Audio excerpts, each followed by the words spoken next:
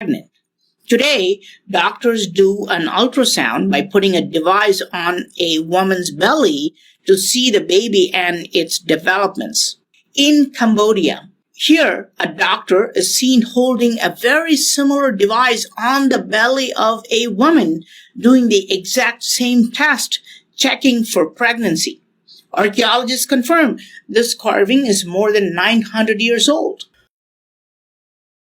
Mahakumbh, the miracle of bringing more than half a billion people to one place, Prayagraj, over 45-day period.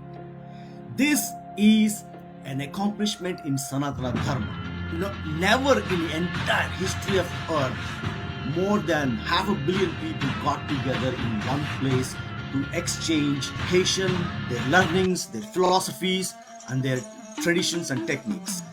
This is a completely a Hindu Sanatana Dharma festival. Even 50 million foreigners came to visit this. Christians have hundreds of billions of dollars, and there are about 2.5 billion people in the world, but they couldn't come together. Muslims have 56 countries in the world, and they couldn't come together like this too. So it's only a phenomena that happens in Sanatana Dharma. It is the quality of Vedic culture. India is the oldest surviving civilization going back 15,000 years. No other culture like this survived. This is the oldest surviving tradition of the world. Sanatana Dharma survived despite pillage by Muslims for over 800 years and brutal, covert, cunning manipulations and murder by British colonials. It survived because Sanatana Dharma does not have a head. One thing was the people who invaded, powered by the force of their religion or by their economic interest. One thing was the culture and the civilization was so complex and profound, they could not figure it out. So one of them, invader, had a real discussion with the people and said, how do we just burn out this Hindu way of life? Because they thought it's another religion. I belong to one religion, so you must belong to another religion. How else? But that's what they never figured out. Who is the Pope? Let's kill him. That's the idea. So they said, no, there are hundreds of them. So they killed all the 100, but still it didn't die because there was never a leadership. It's every individual seeking their own thing and everybody accepting that. That was the only organization we had. So they never figured this because they always believed you must belong to some entity. How are the Indians doing today?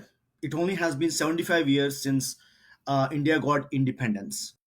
Google, Adobe, Microsoft, and IBM are all run by people who grew up in India. Indian people are the CEOs of Fortune 500 companies. They're not only CEOs, they are in the top level management like vice presidents and directors and even management. Up to 30% of management in American tech companies are Indians.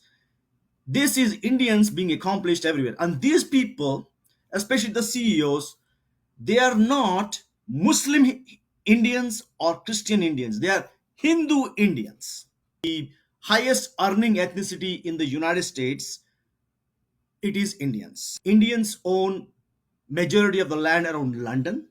Indians own about 70% of motor business in America. Hotels are estimated to own 80 to 90% of motels in smaller towns, including the less favorable redneck regions. Hinduism is all about celebrating life. Hindus, because of long history and such a diversified culture, Hindus have the largest number of foods, largest number of sweets, largest number of pickles, largest number of festivals, largest number of dances, largest number of musical notes, largest variety of jewelry, largest number of cloth weaving techniques, largest number of spices, largest number of languages, largest number of written scripts, largest number of religious scriptures, largest number of gods, largest number of ways to reach God, largest number of health techniques, hundreds of yoga, meditation, and pranayama techniques, largest number of years of historical traditions, and now even largest number of movies in the world.